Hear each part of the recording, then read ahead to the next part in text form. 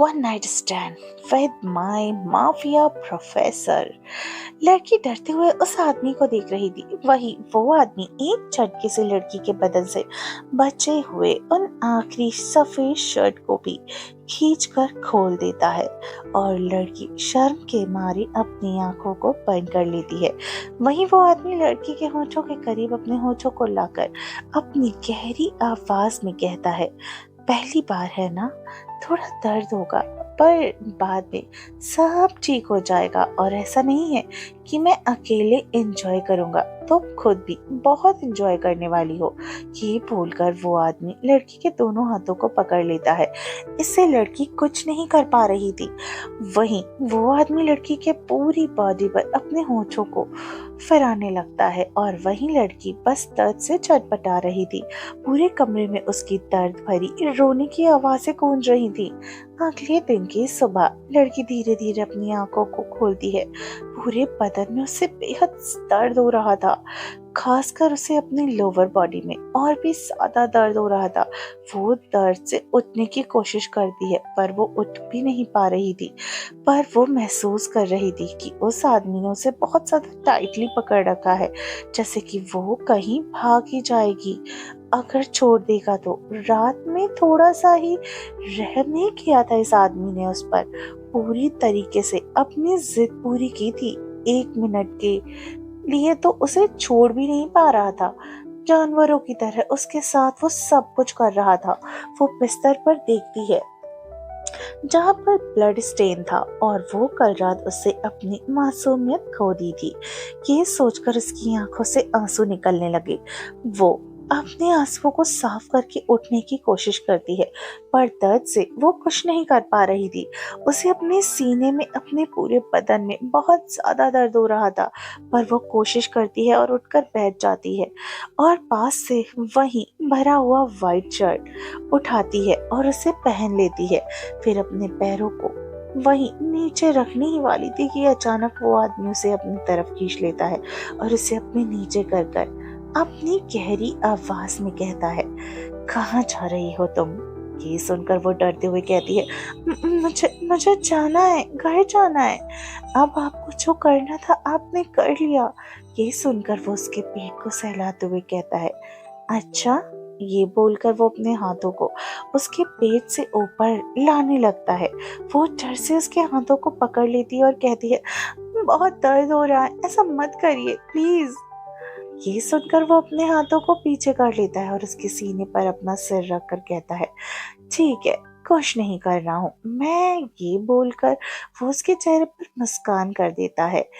अगले ही पल लड़की दर्द से चिल्लाती है और वो मुस्कुरा कर कहता है, मुझे और चाहिए। लड़की अपनी आंखों को बंद कर लेती है और दर्द से कहती है, मुझे दर्द हो रहा है, बहुत दर्द हो रहा है, प्लीज अभी घर जाना है। मुझे मुझे जाने दीजिए, अभी प्लीज छोड़ दीजिए, बहुत दर्द हो रहा है, मैं चल भी नहीं पा रही हूँ। उसकी बातों को सुनकर वो मुस्कुराता है और उसकी पतली सी कमर को अपने दोनों हाथों में भरकर चेहरे को देखकर अपनी आवाज को भारी करके कहता है, चुपचाप ऐसे ही लेटी रहो। ये बोलकर वो अपनी मनमानी करने लगा। उसके बदन के साथ वो उसे 1 मिनट के लिए भी नहीं छोड़ता और 2 घंटे तक उसके साथ जबरदस्ती करता है। और वो जब वो खुद थक जाता तो वह उसके ऊपर से उठकर उसके मासूम से चेहरे को देखता है और फिर उसके होठों को चूमकर उसके सर को किस करता है और कहता है, आराम करो थोड़ा भी, फिर घर जाने की जरूरत नहीं है। ये बोलकर वो ब्लैंकेट लेकर उसके बदन को ढक देता है पर वो बेहोश हो चुकी थी और काफी पहले ही होश खो चुकी थी। पर वो उसे छोड़ ही नहीं रहा था। उसके बाद वो वॉशरूम चला जाता, फिर शावर ऑन करता और अपनी आंखों को बंद कर लेता और अपने दोनों हाथों को दीवार पर लगाता और अपने सिर को ऊपर कर लेता। शावर की गर्म पानी उसके पूरे बदन को गीला कर रही थी और उसे एक अलग ही सुकून पहुंचा रही थी। कुछ देर के बाद जब वो बाहर आता है और फिर अपने कपड़े पहनने को हुआ, खुद के चेहरे को आईने में देखता है, फिर अजीब तरीके से मुस्कुराकर अपनी नजरों को दूसरी तरफ फेर लेता है। और फिर अपने शर्ट के स्लिप्स को फोल्ड करते हुए बाहर आ जाता है। बाहर आकर देखता है तो एक मेड टेबल पर खाना सजा रही थी, जिसे देखकर उसे लड़की के पास चला जाता है और फिर उसके छोटे से बदन को अपनी बाहों में उठा लेता है। ये महसूस करके वो उठ जाती है और डर से खुद को उसे छुड़ाने की कोशिश करती है, पर वो छोड़ ही नहीं रहा था। जिसे देखकर वो डरते हुए कहती है, मैं खुद कर लूंगी, मैं खुद कर सकती हूँ, छोड़िए, छोड़िए मुझे। ये सुनकर वह उसे छोड़ देता है और वह डर से पीछे हटने लगती है। वो ठीक से चल तक नहीं पा रही थी, उसकी हालत इतनी ज्यादा खराब हो चुकी थी। जिसे देखकर मुस्कुरा कर कहता है, देखो, देखो, तुम ठीक से हिल तक नहीं पा रही हो, तुम कैसे वॉशरूम तक जा पाओगी? हाँ, तुम्हें क्लीन कर देता हूँ, आ जाओ। वहीं वो मेड खाना रखकर बाहर चली गई थी और एक पल के लिए उसे लड़की को लगा कि ये मेड उसकी मदद करेगी, पर ये आदमी खुद आ गया। वो इसके साथ और थोड़ा भी वक्त नहीं बिता सकती थी, इसलिए वो जल्दी से पड़े हुए व्हाइट शर्ट को उठाकर अपने बदन पर जैसे तैसे पहन लेती है और फिर नीचे उतर जाती है। वो चल भी नहीं पा रही थी, वो वैसे ही जैसे चल पा रही थी वैसे चलकर वॉशरूम में घुस जाती है और दरवाजा बंद कर लेती और शावर ऑन करके अपने घुटनों के बल बैठ जाती और रोने लगती। अब सब कुछ खत्म हो चुका था, वो पूरी तरीके से बर्बाद हो चुकी थी।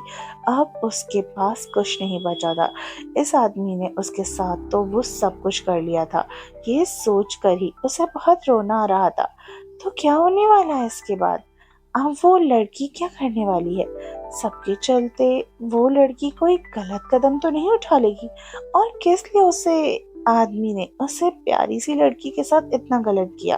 किस मजबूरी की वजह से उसे लड़की को इतना बड़ा कदम उठाना पड़ा?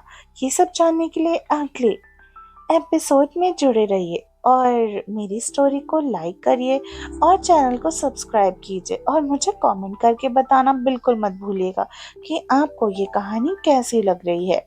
आप लोग कमेंट नहीं करते हो तो प्लीज़ कमेंट करो अगर आपको कहानी अच्छी लगती है तो। चलिए मिलते हैं अगले एपिसोड में। Bye bye.